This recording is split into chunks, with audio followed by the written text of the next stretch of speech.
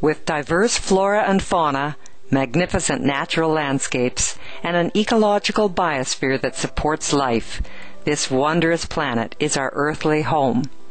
From our animal co-inhabitants to the lush rainforests and life-giving soil, we cherish all these as gifts from the Creator. It is a common theme in the world's major faiths that during our temporary stay here, we should be good stewards of Mother Earth. Throughout the years, Supreme Master Ching Hai has shared the message of leading a balanced life while following a spiritual path. Not only must we nourish our spirits, but we share the responsibility to care for nature and our fellow beings. In light of recent scientific evidence stressing the grave state of our planet caused by climate change, Supreme Master Ching Hai affirms the important message she has noted for over the past 2 decades. We must be vegetarian, meaning an animal-free diet, and practice sustainable living. Today we present to you Supreme Master Ching Hai's discussion on climate change, titled, "The Only Refuge is in the Virtuous Way of Living," via video conference with our association members in Vancouver, Canada, on August 24th, 2008.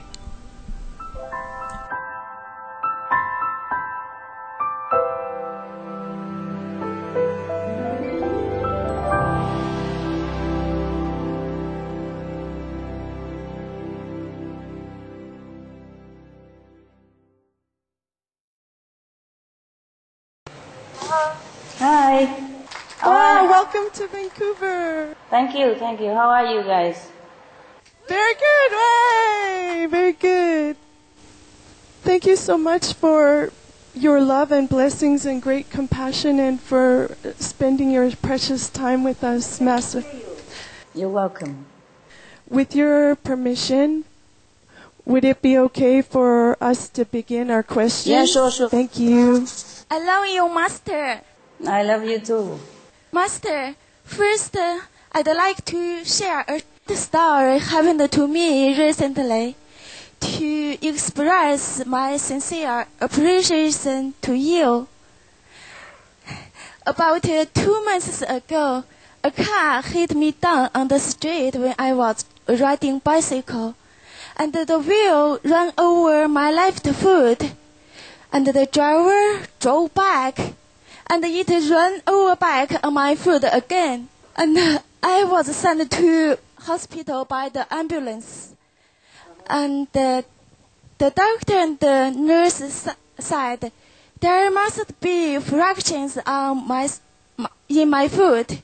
But after doing X-ray, my bone was in perfect condition. And I still can go shopping after that. And they were so surprised and said, "Wow, you have a really strong foot." Yeah. But I know it's not about that. All of this is because Master takes care of me, loves me, and blessing me for every second. Millions thanks to you, my dearest Master. I'm happy for you. Thank you, Master. You mentioned we still have time to change the world. My question is, what's the relationship between the time of ice disappearing and the time of saving the planet? Thank you, Master. Mostly the time of disappearing of the ice means also the spelling of trouble for our planet. Of course, it would be better if we already saved the planet before the ice melted. But as it is, we can only do the best we can and trying to inform everybody to save themselves by being vegetarian. If the ice melts quicker, then of course we have shorter time to save the planet. But nevertheless, because people are joining a vegetarian diet, so we're going to get it and somehow fixed somewhere so that the time would be a little bit more lenient to us. then we still can manage to save the world. Not complete and not as much as we wanted if we have more time, but still better than nothing. Thank you, Master. You're welcome. Hi, you're looking so beautiful. I love you. Thank you, thank you. I know Master is working very hard day and night to save our planet. Master's grace will bless all living beings. We hope Master will also take care of your own health. I try. The Mayan calendar predicted that the current human civilization will end on December 21st, 2012.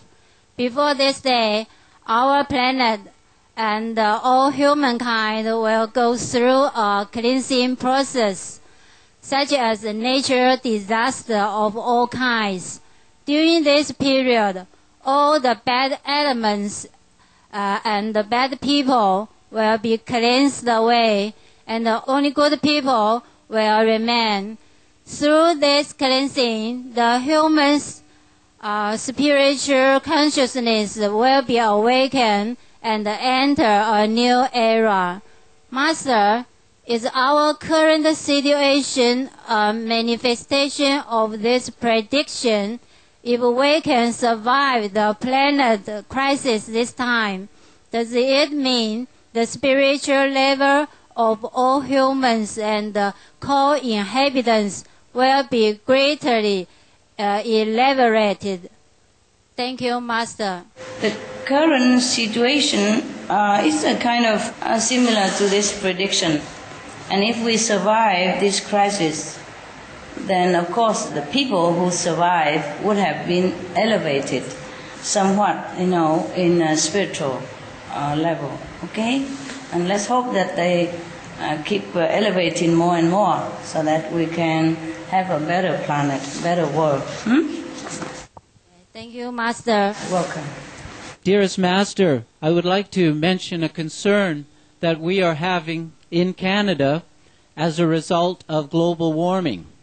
Senior scientists have been telling us that by the year 2013, we will have lost 80% of our forest here in British Columbia. Terrible. Yes, that's right. And the result of this is a small little beetle about the size of a grain of sand. It's called the mountain pine beetle. To date, we have lost almost 13 million hectares of forests to this little beetle. And in 4 short years, we have lost almost 50% of our great pine forests here in British Columbia. The result of this is that the dead trees left behind are now producing 5 times more carbon dioxide into our atmosphere than all the planes, trains, trucks, and automobiles in the country combined. And many British Columbians now face the threat of forest fires and flooding due to this. And senior scientists are telling us that our best viable solution to this matter is by replanting our country. Yes. Reforestation. So my question to you, Master, is should we in our Canadian Kuan Yin society, perhaps our little family, focus some of our attention on this, what is rapidly becoming a very important environmental concern, in the hopes of saving our forests and the little animals that live in them? Thank you, Master. Well, of course you have to plant trees and all that. But planting tree alone is not the solution. Because nature, as you see for yourself, has a way of balancing out the bad retribution that we have caused. Even if we plant more trees, there will be something else happening. Or as you say, maybe wildfire or the beetle will be more in abundance, and then they will also begin to eat away all the forests. And Canada It's a country that is valued for her forest. Yes. So this is a really terrible situation. My goodness, we are trying hard to do something and nature itself doing something else also. Look like we keep racing forever. So the only thing is we have to be morally fit and have to be virtuous. Otherwise, there's no getting away from the retribution for whatever we do. As you can see that. My goodness. Even if we try to cut out carbon dioxide from the cars and transportation and all that, and nature is doing something else to us because we are not taking care of our moral standard, and our virtuous way of life has been lacking somewhat to some degree. That's why I keep telling people the only refuge we can take is in our own virtues. We have to be compassionate again. We have to look into our heart to live the noble way that heaven intended us to live. We cannot be killing anyone and animals and expect to live long. No matter what we do, we cannot run away from the retribution. As you sow, so shall you reap. Whatever we do, we'll have a reaction. And it depends on good or bad. The reaction will be good or bad. So planting trees are good. But the tree we plant will not be as big immediately like the tree that we have lost in this case. And probably many other forests around the world which we have not discovered yet or that have not been reported. So planting trees alone is not the solution. It's not the absolute solution. We have to be vegetarians. The government will take care of it anyway. If the governments already know the problem with the forest, then I'm sure they will mobilize many force in the population or in the government or forced to plant more trees, because your group, no matter how many you are, it's not the whole Canada. You can keep planting trees forever. It won't be enough. So maybe you just continue distributing the flyers, of the SOS, because in the SOS there's also alternative living solution. Yes, if they want to know more, if they really care about the survival of their lives and the lives of their loved ones, they will be logged on into other green agency or into our website to find out more. Of course, plant trees is good, but I don't know if we have enough time to keep planting trees. Yes, Master. The only refuge would be the virtues, the noble way of living, that we have to adhere to heaven's standard of life. Otherwise, no matter what solution, there will be some other consequence coming. We've been planting trees, and we thought Canada is safe because they have a lot of forests, and now the beetles come from nowhere, and they're destroying your forest.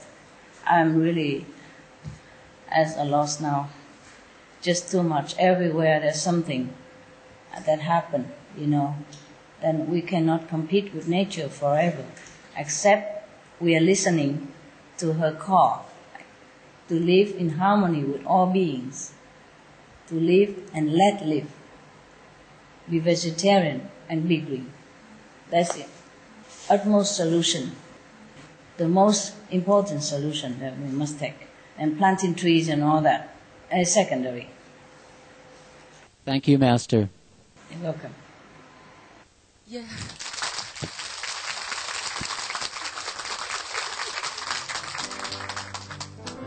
Some of the benefits of a vegetarian diet: lower blood pressure, lower cholesterol levels, reduce type 2 diabetes, prevent stroke conditions, reverse atherosclerosis, reduce heart disease risk 50%, reduce heart surgery risk 80%, prevent many forms of cancer, stronger immune system, increase life expectancy up to 15 years, higher IQ, conserve up to 70% clean water, save over 70% of the Amazonian rainforest from clearance for animal grazing.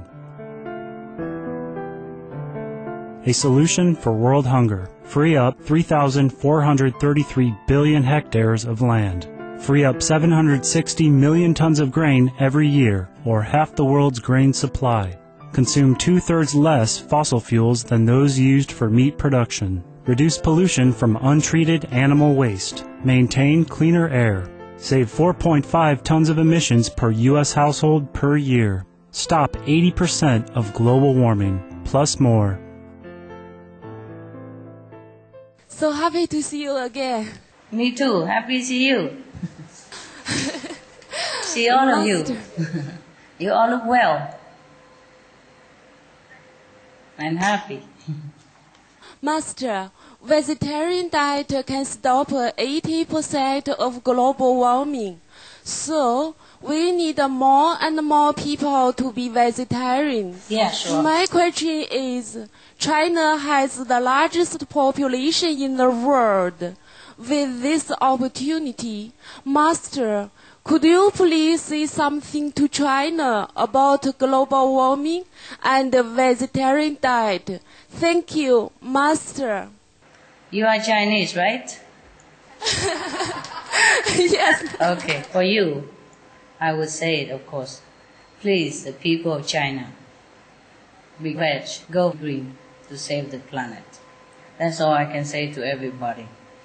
Be vegetarian, be green, be compassionate. Just one step, be veg, and you will be able to save your country. Okay. I think they know, yeah, they know. And I think the government of China know. I think they're going to have to act soon if they want to save their country and people. Okay, you happy now? Happy, thank you, Master. I hope the people of China are listening. Hi, Master. Very happy to see you. Hi, Ellen. Hi. My question is, in the Noble Wild, the book, Master states that lots of our incoherent animal friends, they have really high noble qualities. Some of them even have higher IQ than average human. Master, I'm just wondering, do animals also know the problem of global warming and climate change? Are they doing anything to help us save our beautiful planet? Thank you. The animals, they know about it, of course, but there's not much they can do for us. They do worry, but what can they do? We are supposed to be the intelligent one, yes, the leader of the pack, the crown of the creation. And we are not trying to do much. Well, not fast enough. How would you expect the animal to do anything to help us? We are killing them to eat. How are they going to even have a chance to do anything to help us? Huh?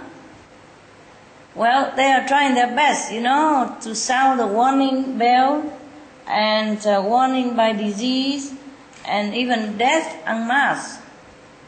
But I don't know how many of us are listening.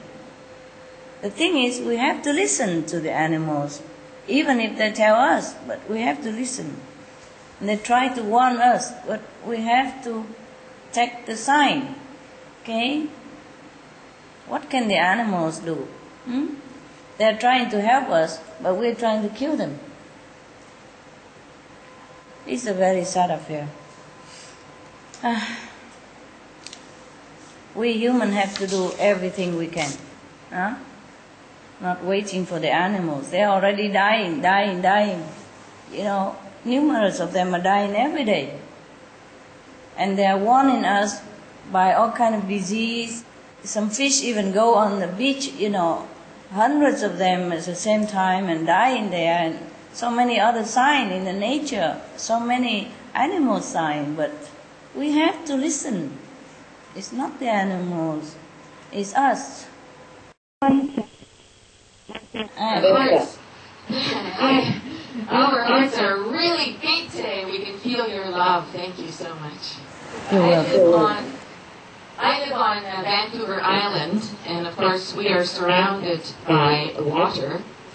And I've been tired for some time now, and I'm wondering if it is the methane, because I live on this island, or maybe I'm overworking, I don't know. But I am wondering how significant is the methane amount around Vancouver Island and on the west coast of Canada. And if it's big, what else can we do? Help us. Have you been overworking?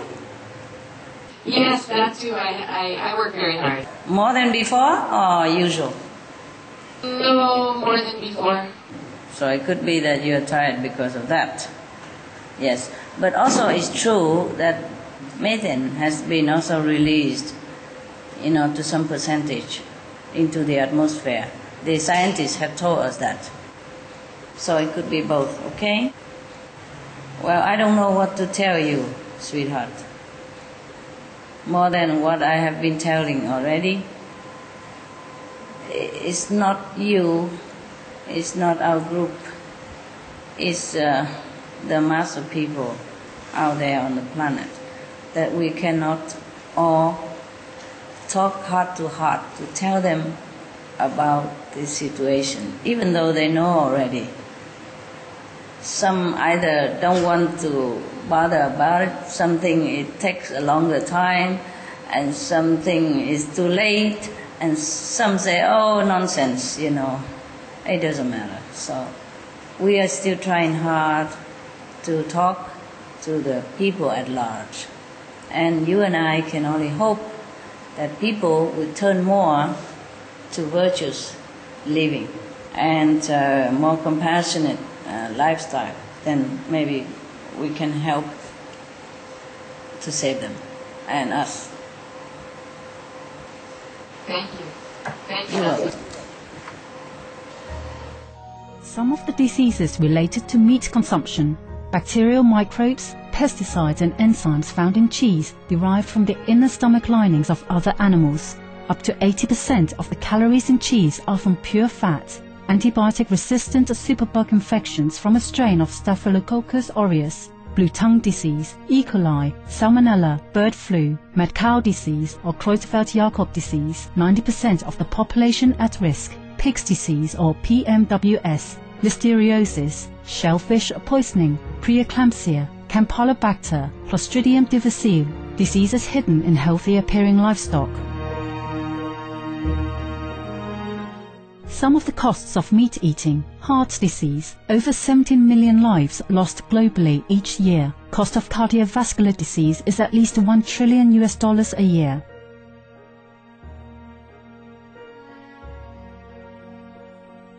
Cancer, over 1 million new colon cancer patients diagnosed each year, more than 600,000 colon cancer-related mortalities annually. In the United States alone, colon cancer treatment costs about $6.5 billion. Millions of people are newly diagnosed with other meat-related cancers every year. Diabetes, 246 million people are affected worldwide. An estimated $174 billion spent each year on treatment. Obesity, worldwide 1.6 billion adults are overweight with 400 million more who are obese. Costs $93 billion each year for medical expenses in the United States alone. At least 2.6 million people die annually from problems related to being overweight or obese.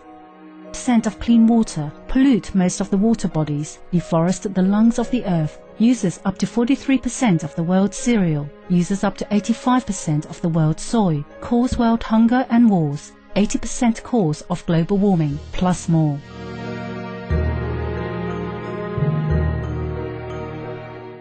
Some of the costs of milk consumption: breast, prostate and testicular cancer from hormones present in milk, hysteria and Crohn's disease. Hormones and saturated fat leads to osteoporosis, obesity, diabetes and heart disease, linked to higher incidences of multiple sclerosis, classified as a major allergen, lactose intolerance, plus more. Hi, dear Master. Yeah, hi. How are you? Fine. Please advise us how best to cultivate love and compassion for our co-inhabitants. We thought we would begin with little insects in our backyard, the gophers, the mice, and the slugs. Thank you, Master. Sure. We do what we can. Yes. Charity begins at home. Of course, if you see the birds in the garden and they have nothing to eat in the surroundings, especially in winter where there's no more berries and fruit or harvest, around, you give them some food, okay? Whatever you think you can do for any beings in your backyard, please do it. And then we move to the front yard. We try our best to share. Very good. Thank you. Thank you, Master. Hello, Master. Hello. I've been admiring your talk. It's very heavenly. I believe we each have something different to bring to the table. And I have grand visions for myself. The visions is so vast and large that they seem to become overwhelming, and I struggle to determine what is my true purpose. Right. I find myself having faith, but lacking the steam to take action. How to fulfill my divine purpose? What would you suggest? What kind of action do you like to take, for example, that you have no steam for it? Well, I find myself having visions of integrating systems for cities, ideas such as concerning energy efficiency, organic recycling systems, educational systems, coordinating community projects to improve our children's future, amongst many other ideas that come to my mind. So I'm asking, Master, do you have any insights or suggestions on how to fulfill my divine purpose? You live there and you cannot do it. What am I to do? I have already 1,001 projects. Yeah? I have hardly time for anything. And sometimes I forgo my sleep, forgo my food already. And you just take care of one corner of your world and you ask me. You do one thing at a time, brother. You do one thing at a time. When you think which one is the most urgent, you try that first, okay?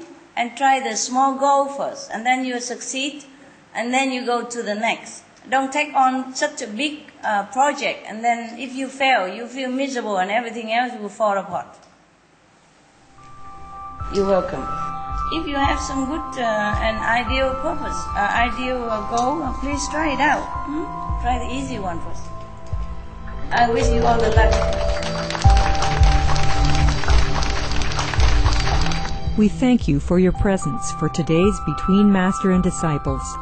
Tune in next Friday for Part 2 of Supreme Master Ching Hai's discussion, The Only Refuge is in the Virtuous Way of Living. Animal World, Our Co-Inhabitants is up next, right after Noteworthy News, here on Supreme Master Television. May the Providence guide us in wisdom and love.